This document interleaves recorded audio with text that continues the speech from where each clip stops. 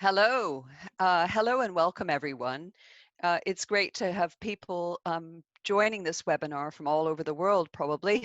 It's the fifth Global Investigative Journalism Network webinar on COVID-19.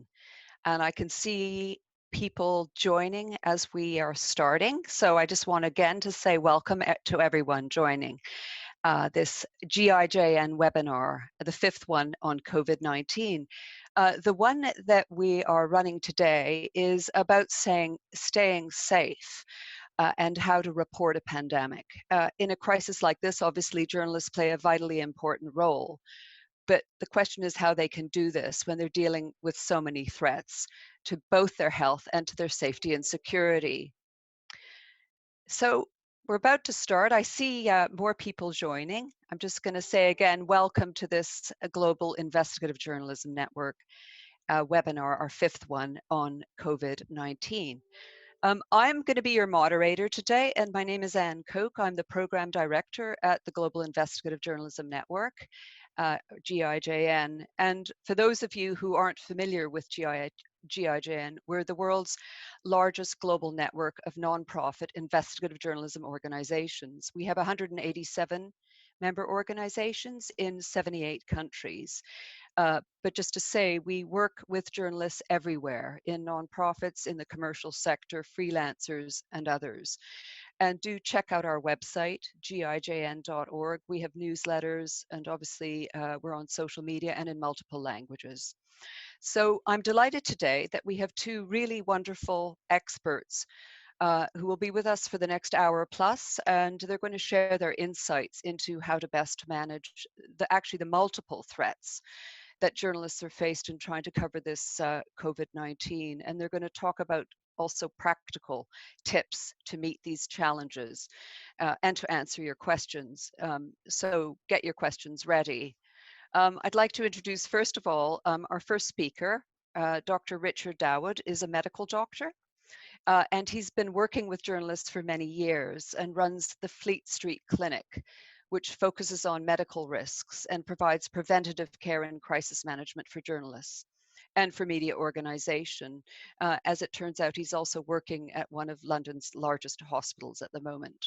And today he'll be focusing on managing medical risk. Which is wider than it sounds. And we're also joined, I'm delighted to say, by Courtney Radsch, a former journalist herself, currently the Advocacy Director at the Committee to Protect Journalists. I'm sure many of the people who've joined this webinar know about the Committee to Protect Journalists.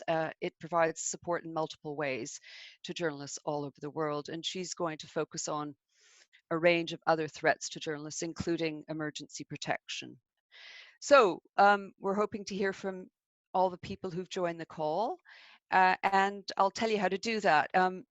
We'll take questions and comments in writing, and if you could please enter them into the Q&A box at the bottom of the screen, which you can see there. Each speaker will speak for about 10-15 minutes or so at the beginning, and then we'll go to the questions. My colleague Eunice will join the webinar and come up with some of the questions. And so she'll, at the end of the speakers, she'll come up and share those with everyone. And I just want to let everyone know that we're recording this webinar and we'll put it out on YouTube later. But just so you know, we're recording. So without further ado, Dr. Dawood, please. Thank you very much, Anne. Thank you for the introduction, and thank you for inviting me to be with you for this webinar. So one of the first things that I realized when we began working with journalists is that unlike all other people in the world of travel, whenever there was a health risk, other travelers can avoid it, can stay away, can leave. And by contrast, for journalists, this is actually often a magnet. This is journalists travel towards risk, in the direction of risk. And they're often mobilized from all areas. They might be mobilized geographically or from other journalism specialties. You might get somebody who normally writes about economics or finance, or covers a country and has no background in health or science, who is suddenly being mobilized to a destination where there may be significant risk, often without any real background or training or support. So this is often the first way that journalists are at risk. Now, with this particular virus, we have got some unique circumstances that really do increase the risks. I won't dwell too much on the medical background of virology, because I think this has been, very much covered in the news, and our knowledge is being tweaked on an almost daily basis. But there are many things that are only now becoming more apparent. So we know, for example, that there is a high rate of spread from people who may have few symptoms. It may not be possible to tell who you're speaking to in terms of whether or not they are infected and pose a risk. You don't know that the person that you are interviewing is a risk to you, even though they may appear well. There is much has been said about transmission from droplets, large droplets that you cough or sneeze out, and hence the principle behind social distancing.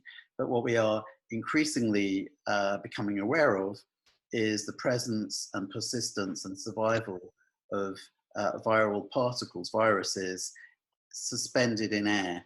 So it may be that you don't need to cough in order to produce infective droplets. It may be that just standing a few feet away and being in conversation with somebody is sufficient to acquire, to pass on the infection. And in fact, I recovered, I had a very mild dose of this virus myself about 4 or 5 weeks ago, and I'm pretty sure that I acquired it in a casual conversation lasting about 5 minutes with somebody. So we're dealing with ease of spread through inhalation and through objects, through touching or handling objects that become contaminated by droplets that fall onto surfaces and are then transferred back to you, to your mouth, nose, eyes, and can cause infection indirectly. So with that in mind, what are the principles behind protecting yourself as you go out in the field to cover this story? So I would say the first and most important principle is really to avoid putting yourself into direct risk.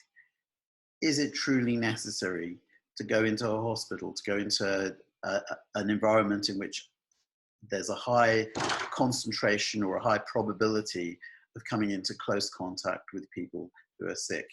If you need to go to a hospital and talk to people, do it outside. You don't necessarily have to get the footage in a red zone, in an intensive care unit where people are ill and capable of spreading the virus. Think of imaginative ways that will allow you to get your pictures, your images, your conversations, your interviews with people that don't actually put you in direct risk. There are lots of ways to avoid that. Think of the bigger picture, the different ways of covering the story that won't put you in that direct level of risk. And so we have a lot, in a way, the general principles of infection control are the same, regardless which virus or pathogen you're dealing with. In the coverage of Ebola, for example, we found ways when supporting journalists who are going into high-risk countries to get them to take their camera, to let medical personnel carry their cameras into environments if they absolutely had to get pictures of sufferers or people who are at risk. Let the camera go in.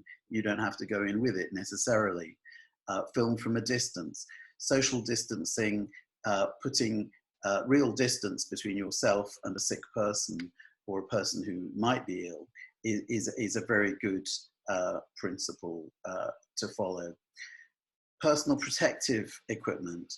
There's a lot of training material out there for, that explains how to use supplies such as face masks or respirators, surgical masks, as a way to protect yourself from risk.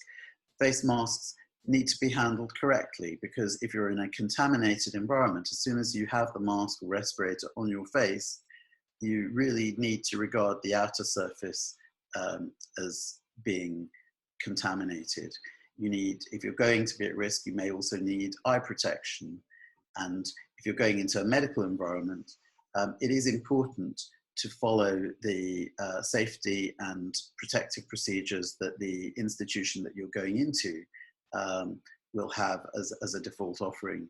Now, some of these safety procedures may not be uniform in an under-resourced country. There may, I know that in the UK, for example, in the hospital where I've been working, it is impossible to get into the intensive care unit without a full change into protective clothing, and then a coverall, and then a respirator and eye protection, gloves, the full works. That's what you would expect in a highly resourced country. You might not have that everywhere, and there will be differences in attitudes and knowledge to protection. And in that setting, you really do need to be your own safety police. Just because somebody will allow you to go into that setting without full protective gear, that does not mean that you should go along with that. You may need to research and find your own protective equipment. And there are many resources available to describe what needs to be done and how to do it. And I'm happy to take questions on that and to respond in more detail if people want to know about that kind of personal protection.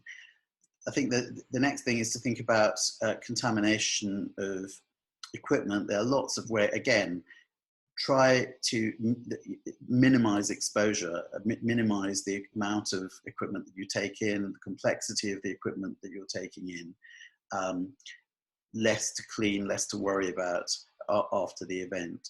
The ideal would be to take in something like perhaps a GoPro camera, or a similar small waterproof camera, or a camera in a waterproof housing, or a waterproof cover that you can easily clean afterwards. One of the things about this, about the coronavirus that we're dealing with here, is that it contains a fatty layer on its surface that is very easily destroyed or disrupted by any kind of detergent, soapy water, bleach, household cleaners, and certainly alcohol. So a good clean with a detergent or some cleansing wipes is a very good way of cleaning your equipment. You can also wrap things in things like cling film, or just buy a waterproof housing or a case for it. Think also about your clothing, and if you really have been somewhere contaminated, you need to, it will be easily cleaned by just normal washing. And then, of course, the most important thing of all is just to remember where your hands have been. It's okay to touch things that have been, that may not be clean and that are contaminated, as long as you wash your hands afterwards before bringing your hands back up to your face. You really do. This is something that doctors learn very easily and early in medical training, because we end up handling so many rather dirty and offensive things, and we always remember where our hands have been before we handle food or touch our own faces. And this is a skill and just something that you need to get into the habit of doing now that we are in the coronavirus era. I'll say just a couple more things. that I think have been in the news just lately. We're gradually discovering more of the things that we don't know fully. Does having had the coronavirus infection give you long-lasting protection? We know that other coronaviruses, the protection tends to wane after, perhaps a year or so. We're beginning to discover that the antibodies that we develop in response to the infection may not be long-lasting. It's very hard to know how many people in the general population are protected, and whether having had the virus will give lasting immunity to reinfection. So our knowledge is in a constant state of flux. There's a lot going on in different countries that have followed different policies and strategies to combat the infection on a public health level. There are the economic damage, the impact is constantly being examined, and there's a big focus on looking back and seeing in each country whether we did the right thing. Did we have enough protective equipment? Did we plan correctly? How are we doing?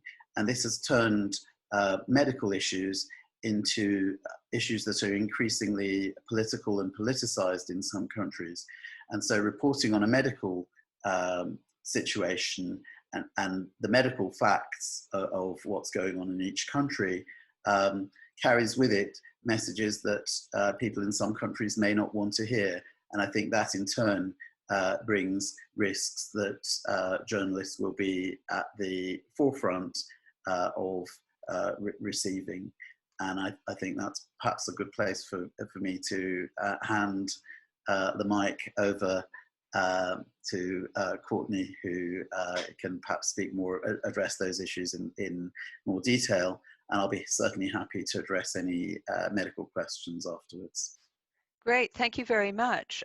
Very interesting. I think the emphasis on the fact that our knowledge is changing almost daily about this is extremely important. We know less than we think we do sometimes, I think. But also your sense that this is going to go on for a while, and that there are some basic safety measures at the medical level one can take to at least be as safe as one can be with all that changing knowledge around us, obviously giving us more information that might be helpful in the future. And then finally, your point about medicine and the coverage of the virus becoming increasingly politicized. And indeed, that does take us to Courtney Radsch from CPJ, who you need to turn your microphone on, please. Thanks very much. Okay, so I'll just jump in then. So this medical advice I think is really helpful, but I want to talk a little bit more about the broader environment in which journalists are working. Both, and when we talk about journalists, but we also have to realize that we are talking about journalists in very different positions. Freelance journalists are facing some different types of challenges than staff journalists. Journalists of Asian background in certain contexts or Muslim background are facing different types of challenges. So what I'm going to do is talk about a handful of the type of threats and harassment that we're seeing around the world, and then some of the things that journalists can do to help mitigate those. So first of all, we're seeing around the world that there are increasing efforts to criminalize journalism. This is through legislation such as what has become known as fake news laws or false news laws. And these obviously have been increasing over the past few years, and we have seen that they are now being used to criminalize information about coronavirus, to criminalize reporting on coronavirus, and that we're seeing in some health laws that there are prohibitions against disinformation or inaccurate information. So this poses a real challenge to journalists around the world, because it means that they can get arrested for publishing inaccurate information. And I think what Richard Dawson just said about the fact that this is an evolving threat, this is an evolving virus that we don't know a lot about. puts journalists in a very challenging position in trying to navigate these laws. So you should definitely be aware of what the legal situation is in the country that you're working in. We are seeing this really proliferate around the world in kind of repressive, more authoritarian contexts, as well as in established democracies. So it's important to know what is the legal context that you're working in.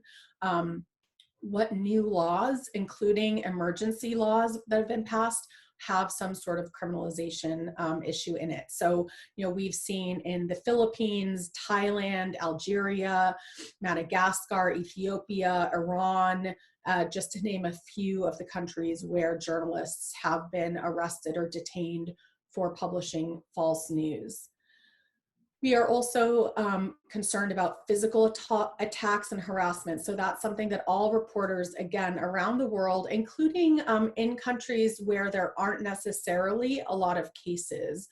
These are all of the concerns I'm going to talk about really are worldwide. And because I saw there was a question in the chat about, countries where there aren't so many cases, we're seeing that even in countries without a lot of cases, they're preemptively using these laws, or we're seeing these types of threats still of journalists. So for example, with physical attacks and harassment, we are seeing this come both at the hands of officials. So this could be police who are charged with enforcing quarantine measures or stay in place measures, shelter at home measures, who may not be aware of whether or not journalists are considered exempt from these measures. So we know in many countries, we have not tracked this systematically, but we are trying to track where we have awareness of journalists being considered exempt. And in most countries, it does seem like they are considered essential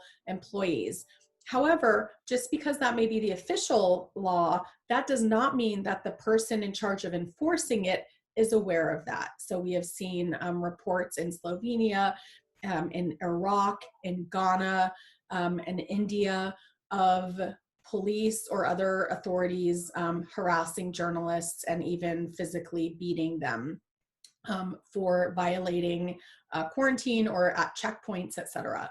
But we're also seeing on the public side with racism, xenophobia, and anti-foreigner sentiment, that this is impacting journalists. Obviously, it depends in what country you're in. In the United States, we've heard reports that Asian American journalists are being attacked and feeling very under threat, whereas in India, we're hearing this from Muslim journalists. So this is very much linked with your subject position as a journalist and what your identity is, whether you might be facing these types of attacks.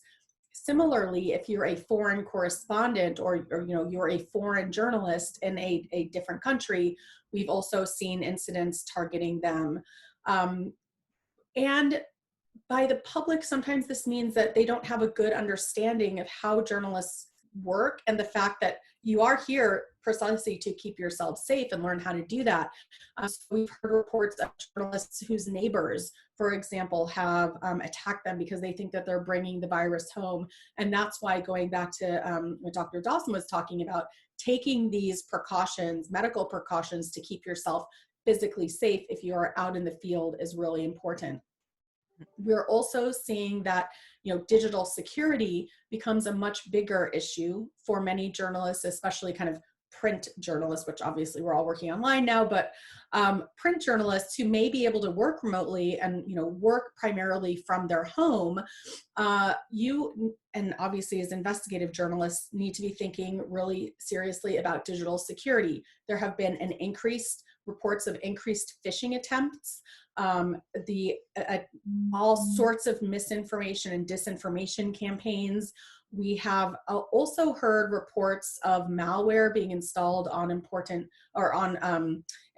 mapping sites where you might go to get data. So being really careful about what kind of links you're clicking on, what kind of emails you're opening, and realizing that in the midst of this a lot of these new surveillance regimes that are being rolled out to do contact tracing and use things like your cell phone, that you want to be thinking about how to communicate really safely and securely with your sources. I know obviously if you're in the GIJN network, you already think about that, but it is even more important than ever because it does seem like there are a lot of malicious actors out there, and there are a lot of new surveillance regimes that are being rolled out where it's not necessarily clear whether there are limitations on the use of that data, what sort of restrictions on who has access to it, and whether there are any limitations in its timeline and usage, so any sunset clauses. So really being aware of that is important. We've also seen concerns around censorship, and this obviously, impacts you as journalists, both in terms of your ability to get information and do the reporting that you want to be doing, as well as in when you actually publish your report, whether that's going to stay up or not. So we have seen in several countries, and this links back to the issue with the criminalization, that citing or reporting on statistics that do not match the official statistics of coronavirus can be really dangerous. And so if you are in a country where the officials tend to like you to only report their version of things, we're talking about Egypt, we're talking about Iraq, we've seen this throughout Africa, in many places in Eastern Europe even, that you need to think about how you're reporting on these statistics. You want to have really good backup for this, because we have seen that non-official sourcing and non-official data has resulted in arrests and detentions, including the revocation and expulsion of a Guardian journalist from Egypt. Iraq suspended Reuters' license for 3 months, so I do believe they have reinstated that. So that can have a real impact. Furthermore, we're seeing that there is censorship post facto in terms of content that is then being censored in places like Algeria, in Brazil, where there have been restrictions on that content, and websites that have been forced to take down content. And in the Middle East, particularly, we've seen that there are prohibitions on newspapers, the printed newspapers, ostensibly out of concern for transmission of the coronavirus, although there does not appear to be any substantiated evidence for that. And so, many of these governments are censoring significantly more. And so you want to be thinking about where you're going to be able to publish your reporting, and also taking into the account the fact that you've got all of these social media platforms now invoking content moderation around coronavirus reporting that does not adhere to official statistics as well. And so we're still not clear what the impact is going to be on reporting. But for example, the head of YouTube just said that, removing information that does not comport with the official advice of the WHO. So that's still unknown. And finally, I think just a couple of more observations before I wrap up, which is there are restrictions on access that we're seeing around the world, both in terms of journalists' movements, as well as in terms of access to information. So first, you definitely want to know what your shelter-in-place laws are and what the quarantine laws are. So we know in Kenya, Israel, the UK, the US, journalists are exempt. They are not considered essential workers. In Iran and New Zealand, they are not considered essential workers. So make sure that you figure that out. And if you are a freelancer, you need to think about how can you get access to a press card, because we have heard reports in several countries, from India to Italy to South Africa, that journalists who do not have press cards are not able to get out and get through the quarantine. And if you don't have the correct documentation, you can be stopped and detained by police. For example, in South Africa, you need a press card, a permit, and you need a letter from your assignment editor. And in Italy, you need a permit as well, which requires, again, an assignment letter. And we know that many freelancers work on spec. So, you want to be thinking about what kind of documentation you have to show that you are a journalist, that you have permission to be out and about. And then with respect to access to information, we're seeing that governments are trying to reduce their requirements to respond to requests for information. And that's something that you want to be thinking about as well, because of course now we're all depending on access to governmental information digitally, because most people aren't going to be able to go in person. And so that's also having an impact on journalists. So with that, I think that I'll wrap up there and see if there are any questions. Great. I mean, I think there are quite a few questions, but just one from me to start. And then I think there's quite a few questions about, what to do about all of this, some specific ones. But just a general one for me. You, of course, have talked about all these things happening in the context of the virus in the new world that we now live in. But would you say overall the situation has got worse? Journalists have been under fire for some time all over the world, investigative journalists in particular. But do you feel that this has really, I mean, we have, this isn't, some of these things of, surveillance and restrictions and harassment and worse are not news. So has the overall situation deteriorated as a result? I would say yes. And I think that you can draw a comparison to 9/11 and the response to the war on terror and the vast repercussions that had for journalists around the world. So similarly, to the post 9/11 world, now we are in the coronavirus world. What does this mean? It means that we're seeing the promulgation of new laws. So it's very hard to push back against those laws or to argue that, that the government shouldn't try to control disinformation when there's a real health crisis. And so you have a lot more acquiescence from the public. You also have the public fearful of journalists in some cases, as I mentioned, because journalists in some cases, especially photographers, videographers, are out there on the front lines doing that reporting. So we're seeing that, with the use and promulgation of fake news laws, there's an acquiescence to doing that because people understand, they want to be controlling disinformation. And similarly with surveillance, we saw again in the wake of 9/11 that there was this acquiescence to these vast surveillance regimes that were rolled out. We're now seeing incredibly sophisticated surveillance, contact tracing using telecom data. They're discussing using social media firms' data, Bluetooth data, et cetera, to do contact tracing, to monitor whether or not people are complying with quarantine requirements. So it really varies by country. And so that is a very new world. And so I think we need to be very concerned about that. And then you layer on top of that the fact that because of this crisis, no one else is paying attention to anything else. So, the mortal threats that still face journalists are still there. There's, very hard to get coverage about any issues that don't have coronavirus.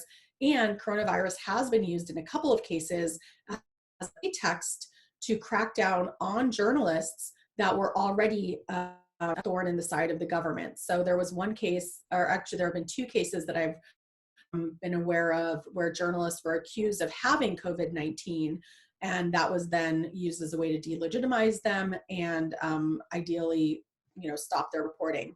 So I think we have to be very concerned about the global situation for journalists and realize that it's a very tense situation. And you couple that with the fact that the economic base of the whole thing has been kicked out from under them with the devastation of the advertising industry writ large, and for freelancers, this just evisceration of their entire stability model.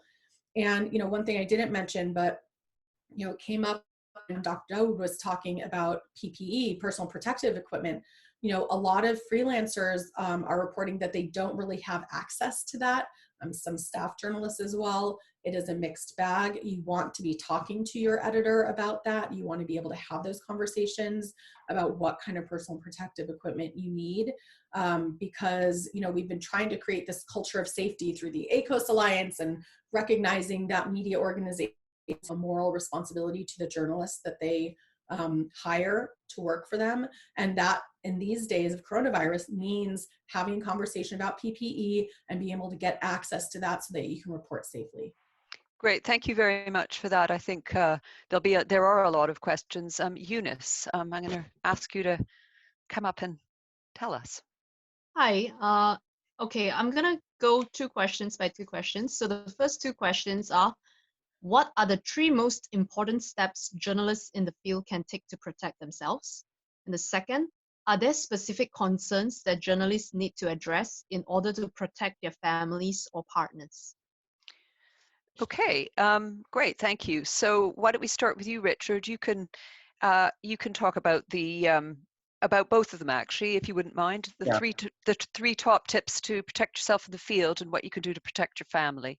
Yeah. Right at the top, as I've said before, is avoidance. Do not put yourself in, avoid situations where you are in close contact with people, in a hospital environment, in a setting where other people are sick. And if you can't avoid it, mitigate it. Do it outdoors. It is much harder. This is a disease of close contact with other people. If you have a choice of where to do your interview, where to go, do it outside and do it at a distance. The risk of infection when you're outdoors is vanishingly small, especially if you can put 2 meters or more between yourself and the person or the situation that you're in. So I would just top, front, center, avoid or mitigate the risk. In terms of actual protection, I would, it's the message that everybody gives about hand washing. These are the basic things that actually do work. Hand sanitizer, soap and water, cleaning wipes, a bottle, and if you don't have hand sanitizer, which just seems to have become come out as a premium, you can just use a bar of soap and a bottle of water, or you can even make your own. You could just add a very small amount of household bleach to a solution and carry that around in a bottle that you can rinse off. I've seen in the hand sanitizer shortage, I've seen actual hand sprays made of very dilute chlorine bleach, which are perfectly adequate for hand sanitization. And then I guess another tip really would be, if you're not feeling well, stay home. Do not infect other people. The thing about this, the infection itself, is that it comes on very insidiously. The first thing that you will feel is a sense of wondering if you are ill or not really knowing. It doesn't just hit you. It's a very gradual thing. And if you're not feeling 100%, begin the isolation process from your family and from your colleagues. And it'll quickly become apparent if things are getting worse and progressing to an illness, or if it's a false alarm and you can go back into the outside world. But that's that's really the way to stop spread, is to be alert to the very early symptoms and to take note of them at that early point when you are likely to be most infective to others. Now, in terms of protecting your family and your co-workers, if you've been in an environment, and again, you should really be trying to avoid those kinds of environments. I think the story is bigger than what's going on actually at the coalface in a hospital with very sick people around. But if you are in that environment, when you go in, you should be wearing hospital gear, protective equipment ideally. As you leave, that comes off in a carefully managed way so that you don't contaminate yourself. You don't contaminate the inside of the protective gear with the outside that may be contaminated. And when you return home, simply removing your clothes, laundering them, washing them, putting them straight into the washing machine, and taking a shower should be perfectly ample in terms of reducing the risk to others. You can take it a step further if you're wearing trainers or shoes that can go in a washing machine, that would be perfect. But you don't need to. You know, you can leave your shoes outside. There are lots of other things that contaminate our environment, and we don't need to take those excessive precautions all of the time. But just a simple approach. We're playing with probabilities here. What you want to do, you may not be able to guarantee 100% safety all of the time, but whatever little you do will tip the odds in your favor and decrease your risk. Great, thanks a lot. And Courtney, Yeah, I could your just top three? yeah, not on the medical side, which obviously we have an expert here. So, in addition, we have a very extensive safety advisory about covering the coronavirus, which includes many of the, straightforward, like literally washing your hands being the top piece of safety advice that we give folks, but really goes into a lot of details on the website. I think that GIJN has already sent that around.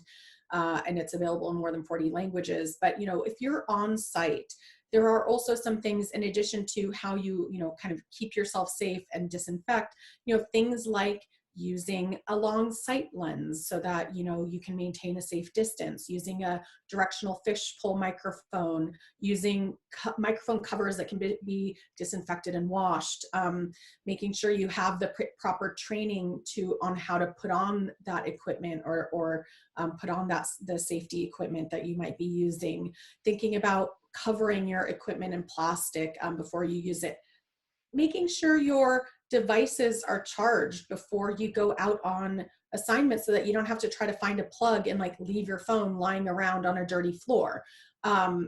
Disinfecting your equipment. I mean, I'm working from home these days, but I wipe my phone down every day. I'm thinking about if you're using a vehicle for assignment or public transportation, try to avoid public transportation if you can. But if you're using a vehicle, wipe it down. So there are a lot of like very practical things like that in terms of, obviously it depends what kind of journalism you're doing, whether you're on location, and also realizing that it's not just, I'm going to a hospital and therefore I need to think about this. It's any reporting that you're doing in public, right? Even if you're outside, at a park, how can you do that? Like, don't use lavalier mics, think about different approaches so that you can maintain that social distance, so you can maintain good practices. But on the, if you're talking about the restricted space issue politically and the ability of journalists to work when there's increasing threats at every level, can you go into that area a bit more in terms of top three things you think people should heed, advice they might want to take at the moment? You mean in terms of, for example, under quarantine restrictions? Yeah, I mean, you mentioned that all of the facts that the restrictions rather that journalists had to face before the virus have been exacerbated. So in terms of the kind of restrictions on their work, harassment, surveillance, that sort of set of problems that people are having to deal with. Yeah, so first off, and this goes for any assignment, is, do your research and prepare for your assignment before you start it. So that means, again, knowing what is not only your national law, but any local laws regarding shelter in place or quarantine requirements. What documents do you need to have with you? And, erring on the side of caution. If you do have some sort of press card, or if you have some sort of accreditation or an email that shows, you've been talking about an assignment, I don't see how that could hurt. Now, obviously, with investigative journalists, you're probably not going to want to reveal what story you're working on, so you're going to want to adapt this for your particular situation. But knowing the environment in which you're going into, usually you might think of that as like, oh, that's something conflict reporters need to think about, but really it's every reporter needs to do pre-assignment research to understand what is the context that they're going to report on.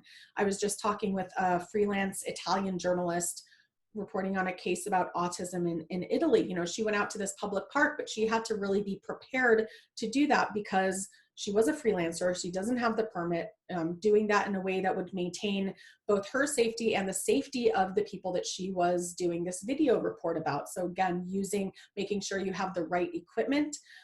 knowing that if you are using equipment that can make you visually identified as a journalist, that might put you at more risk. Because there is this hostility towards journalists.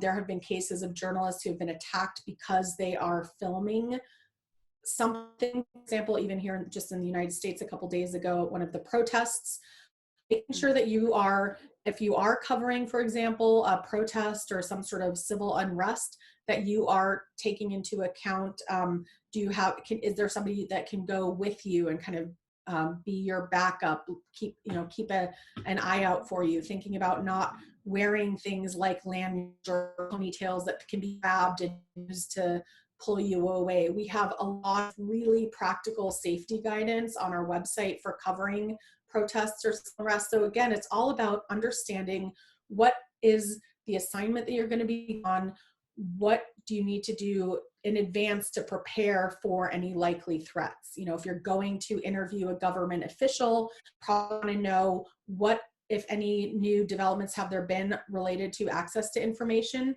For example, here in the United States, the FBI has rescinded the right to, basically said it doesn't have to provide information during this time. So if you're going to be in a confrontation, be aware of that. We've seen that also in many places around the world. So it is about being prepared, doing the research, and then having the equipment and kind of the talking points that you need to have in order to address that situation. Okay, thank you. Eunice, did you want to? Yes, it was interesting that Courtney said you could cover your microphones with plastic, and someone's question came in asking whether a condom can be used as a protection for the microphone.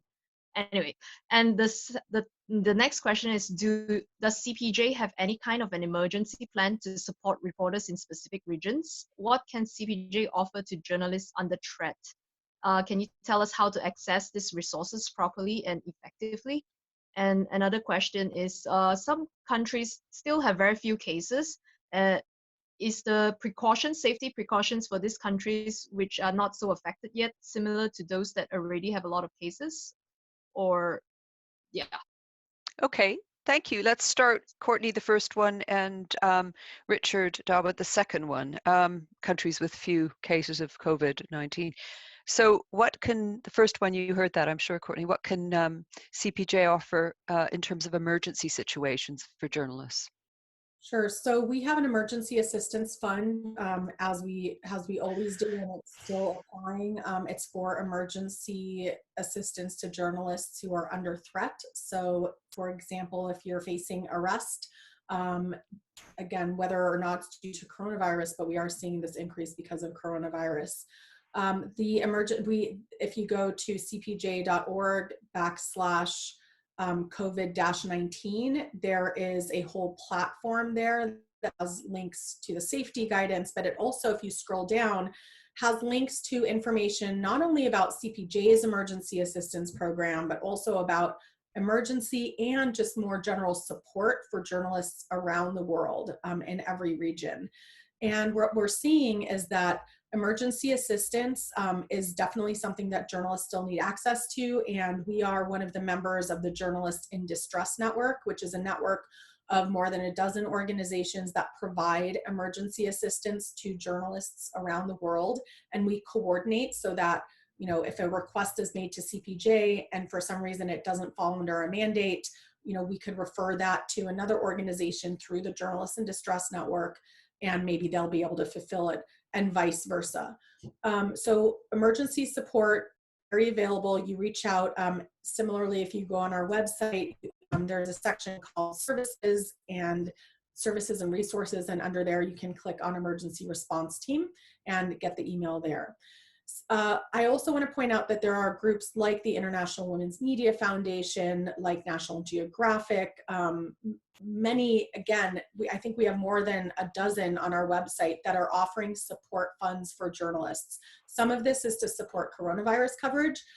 Some of it is to support journalists who are just now unable to pay rent because all of their assignments have been canceled. We've been hearing from journalists and freelance support networks that editors are canceling all freelance assignments. So again, like part of preparing for that, get to know what is available, what resources are out there and when you might be able to access those.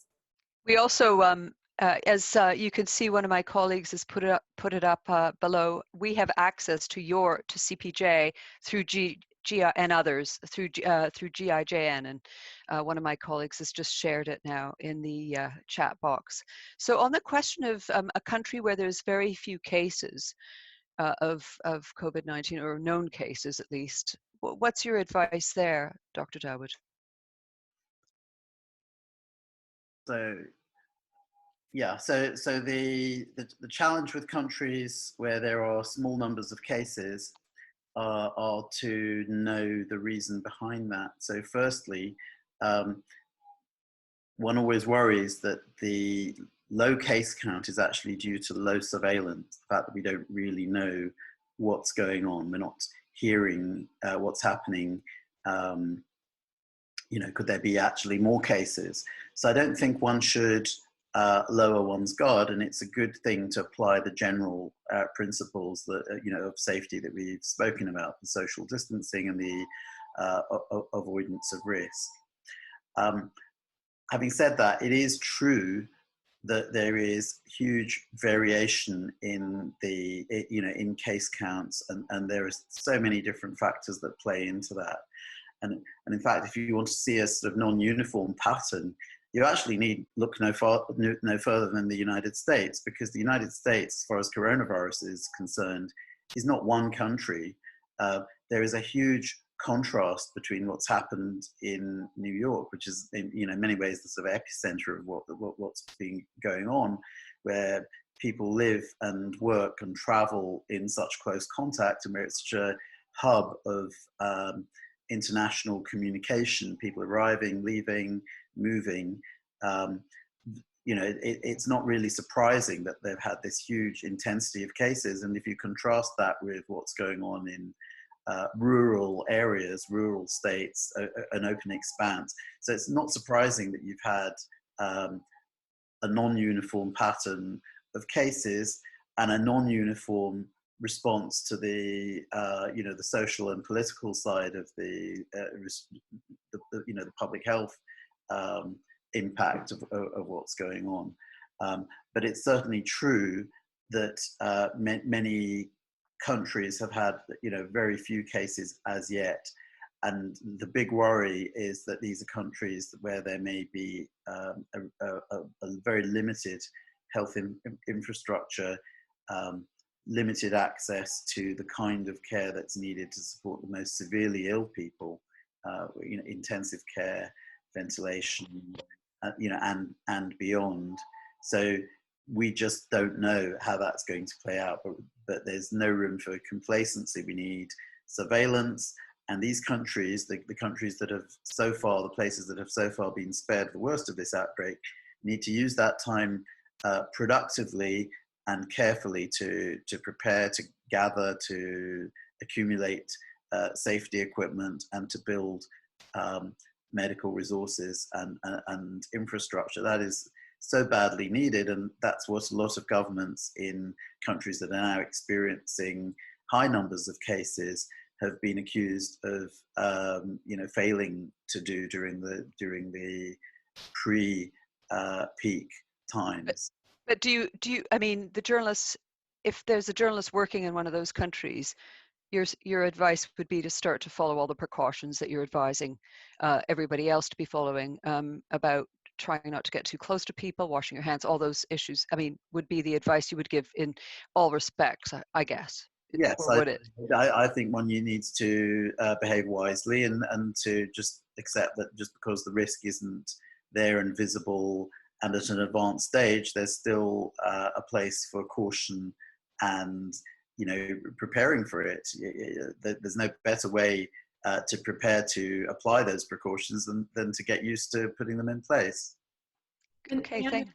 I mean, I think it's really important also that we are seeing in countries that don't have reported cases, like Turkmenistan has 0 reported cases. Now, it's an incredibly censored, closed country. So first of all, do you believe the official statistics? So if you're a journalist, and hello, I know GIJN's membership, you know, you want to be very skeptical of that and realize, as I mentioned earlier, that in many countries, even where there aren't cases or not a lot of cases, they are still putting in place restrictive measures around disinformation, around publication of false news, etc. So there are still threats, whether we're talking about the health threats associated specifically with coronavirus or the threat environment of the pandemic, that all journalists, regardless of where they are, should be preparing and aware of. Great, thank you for that addition. Eunice, did you want to come back with two more now? Thanks. Yes. This question is for Dr. Dawood. What has struck him most about how unique this situation is compared to his previous consulting with other media organizations? How long does he foresee this will go on, and will it hit much harder in places like Africa and South Asia? That's three questions. Okay, Yes. that's all right. They're good ones. Another one, it's more general about, do we have any idea how many journalists have been affected by the virus? Has there been any fatalities? Because journalists are kind of on the front line. Okay, thank you. Both those are all really good questions. I can repeat them to you if you'd like. But the first one was really what struck you most about how different the situation is than previous, like Ebola and others. Yeah. Okay, well, I could take another 30 minutes on that one. So just in a nutshell, there is this concept called R0, which it's the reproduction number, which is, I'm sure it's been a lot in the news. In a nutshell, it's how many people does each infected case pass the infection on to. And the goal of any outbreak control is to reduce that number to below 1, so that each case, if you can get that number below 1, so each case passes it on to fewer than one other person, you can bring that disease, that outbreak under control. Now with Ebola, with SARS, with MERS, the good thing about those diseases, if you like, the good thing is that, from a public health perspective, is that they are so serious that it becomes very easy to identify the cases and to hospitalize them and to treat them and to isolate them and to stop spread. The unique thing here is that that reproduction number, that R0, is is actually, by all accounts, it's somewhere between 2 and 3, but in some environments, it's more than that. So each infected person can pass it to 2, 3, maybe 4 or 5 in some settings, other people on average. We could bring that number down if we had a vaccine, which we don't. The only other way we can bring that number down is to remove person-to-person contact, which is why we are in many places having a lockdown strategy, an isolation strategy. If you reduce the number of people that you can be physically in contact with, then you can reduce that number. So the problem here is that we don't have a vaccine. We don't have the ability to identify cases in a very easy way because people are well, and we've got a disease that transmits easily at a point where people are either have no symptoms at all, or at a pre-symptomatic stage, or very minor symptoms that don't stop them going about their normal business. And that's really what's different and the challenge here. And so, until, from a public health point of view, we've got a real problem on our hands until we actually come up either with a vaccine or a safe, effective treatment at an early stage, or something happens in the population to build up immunity so that the number of people you can pass the disease on to falls.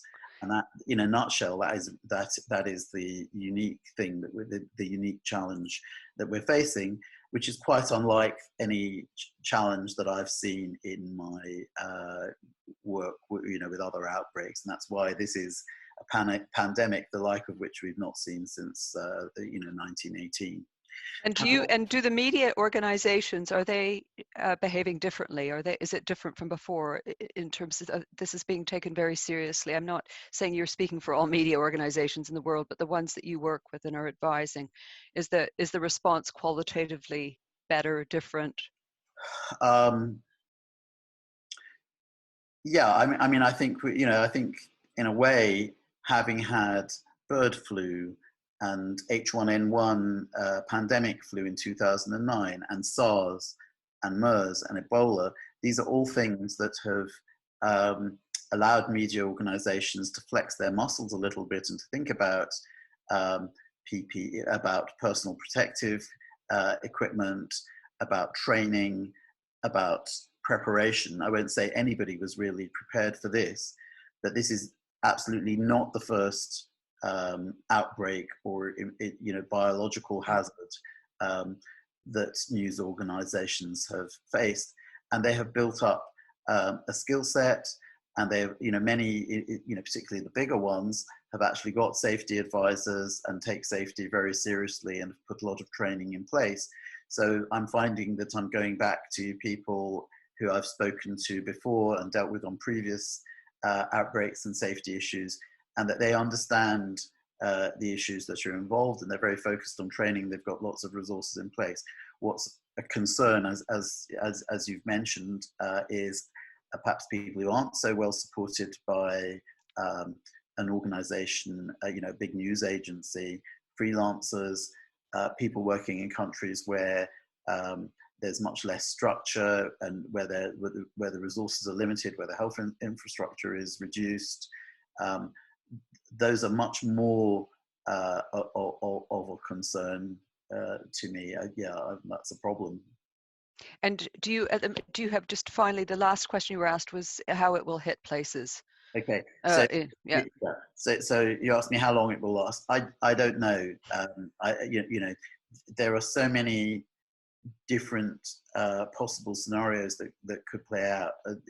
This will be all so easy to look at in retrospect after it's all over. We'll be able to think, oh yeah, that's exactly what we should have done, and we should have done it then, and everything else was a waste of time. I think there is a natural experiment going on here, because there are so many unknowns. Lots of countries are following their own path. They're doing things differently. You can be Sweden, that does very little. You can be Germany, that's doing, that was well prepared with hospital resources, is still doing contact tracing. You've got all kinds of things going on in the United States. You've got certainly a different strategy in the UK, where the original plan was to wait and allow, pick the moment to have a lockdown, but then suddenly that became politically unacceptable and we had a lockdown. So we've got all these experiments going on in parallel, and I hope that what may happen is that we'll be able to inform ourselves. We'll speak to each other, and we'll understand what's going on in different countries, and understand what lessons can be learnt, and how to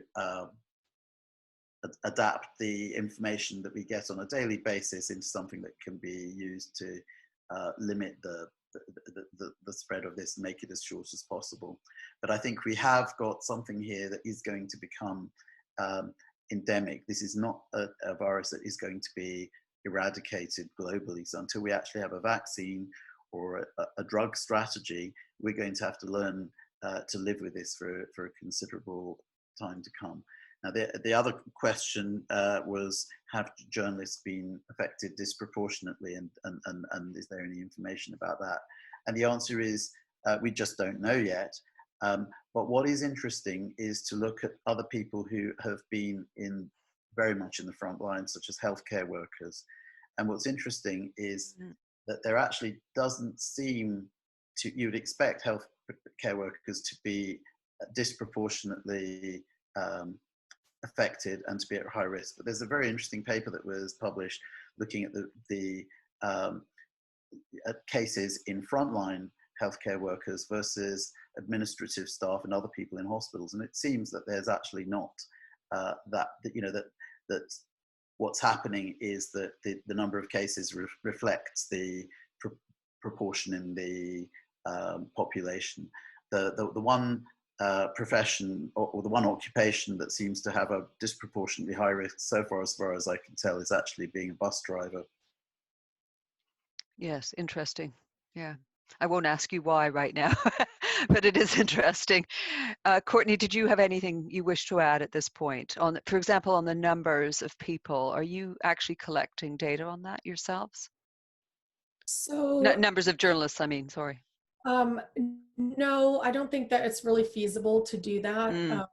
We want to make sure that we're focused on, so we are focused on press freedom threats, and so making sure that we are able to help journalists keep themselves safe, obviously through the emergencies and safety guidance, and then really reporting and advocating on behalf of journalists who are under threat. I will say with the, I saw that, you know, whether we're tracking journalists who have died from COVID, it's really challenging to figure out whether that was related to journalism or not, and whether that's, you know, a useful, whether that or not. I will say that we are talking to some other groups, because I think this is something that we'd really like to collaborate with other groups on, to document and memorialize journalists who have lost their lives to COVID. But there's nothing specific right now. I think we've all been trying to figure out how we continue to do our work in this environment, and where we put, you know, relatively scarce resources to have the biggest impact. Yeah, thanks for that. Eunice, one last question I think we can take now, if you have. Sure.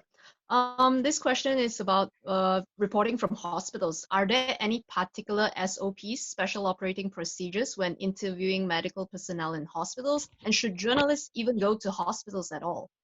Well, I think Dr. Dawood answered this question already in a way, didn't you? But I'll let you, if someone really wants to go to a hospital, I think, what would your advice be? You're saying, I think, though, they should try not to. Yeah, I'm sure there is plenty, you know, I would say, you know, check what other footage is available, see if your organization or your network or whatever you know, see if there's other material that can be used instead of sending a fresh person in, because it always carries some risk. And I think avoidance is best. And if you want to interview medical personnel, the best place is outside of the hospital. And as you say, with the long lens, with the telescopic mic, at a distance. And that really, to me, is the essence of reporting this responsibly, is to make sure that the person doing the reporting, who will not be, you know, will not, however much training you have, PPE, protective gear, it doesn't come naturally to people. And it's not just about putting it on. The most difficult thing is to take it off safely. That's the challenge. And unless you're doing this frequently on a daily basis, it's hard to get it right. So yeah, avoid. I mean, just to add, the hospital where I've been working, even though I have a background in you know, putting on and removing PPE, doesn't consider me to be trained in that regard, simply because I've not been formally inducted in their own procedure that's peculiar to that hospital. So they want to actually physically witness my training and not just to take it on trust. So it's hard to get it right, and I would definitely urge people to know how to reduce the risk, know how to combat the risk, understand how the gear works and what the principles are, but then try not to use it. Try to distance yourself from it, because you can cover the story, in my view, just as effectively without doing that. And there are so many issues around this pandemic, this outbreak, that urgently need to be reported and to be communicated. You know, we rely on the news media to tell us about the developing science, the situation in different countries. So many aspects of it that actually do not require you to put yourself at risk, at least from a health point of view, in terms of exposure to the virus. I obviously hear very clearly what you're saying about the other risks and how important those are. And I would certainly say that you have opened my eyes to some of them in the conversations that we've had. And I think that, there needs to be a much greater appreciation of those. But we need to mitigate the medical risks wherever possible. And Great. Anne, we do Go ahead. have in the safety advice that I mentioned at the COVID-19 landing page, obviously it is difficult to know how to take it off right. And so there are some videos by medical professionals. I think the Irish Medical Service and others, and you can find it on YouTube. Obviously you want to use a respectable source, but you know, not everyone is going to have access to in-person training, but there are ways to approximate that. Great, thank you both very much.